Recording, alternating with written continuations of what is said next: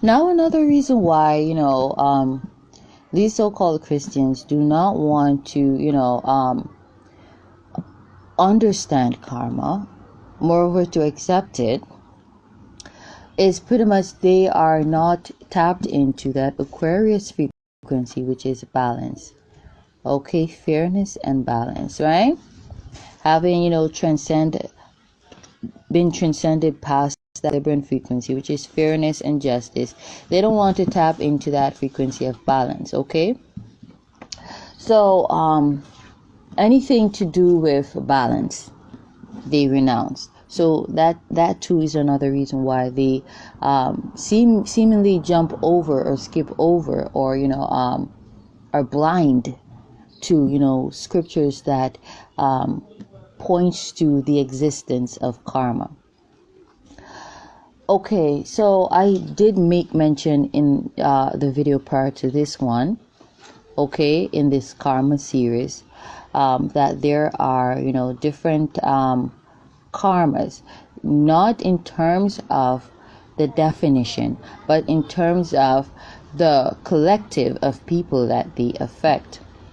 Okay, so we're talking in terms of size. So you have individual karmas. Okay, you have family karmas. You have if you want to call it societal karma or national karmas.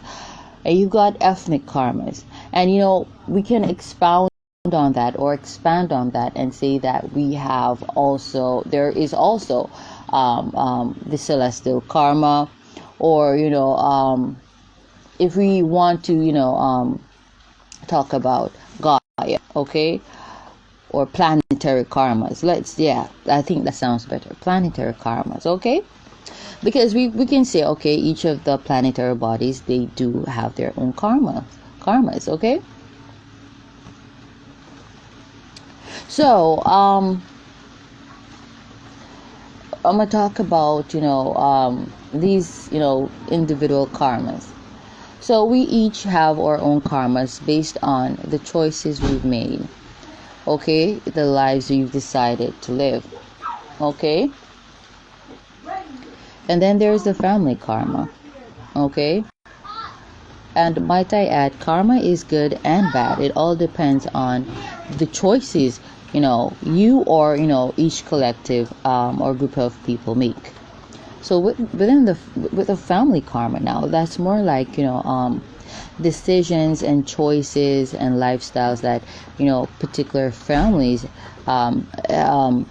or traditions that families have given themselves into over the years or the centuries, okay? All right, and then we have, or even decades, however long it takes for it to be paid. And each of these karmic debts, they have their own duration, their own end point, begin point. The end point is when the debts, they've got to be paid, okay?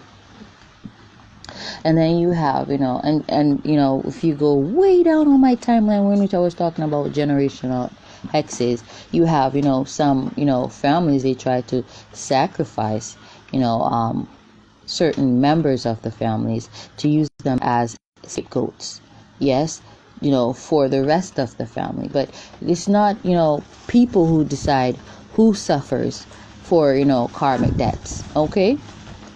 And it's pretty much something for the entire collective to bear. But there are black sheeps, and who the black sheep is. The black sheep is not the scapegoat. The black sheep is the one who's excluded from the family karma. And many times you find these collective of people called families try to sacrifice black sheep, okay? Because they're different and they're not like them, and so they feel like they're the ones who are supposed to be punished, contrary to what Spirit says. Because Spirit says that one is the black sheep because they have a completely different nature from the rest of the family. Now, the family karma can be good, it can be bad, but within corrupted family systems, dysfunctional family systems that bear, that carries horrible karmic debts, they always try to, sacrifice the black sheep, which is normally the one that has the good soul, the one that is enlightened, the one that is, called and chosen, not just called, but chosen by spirit.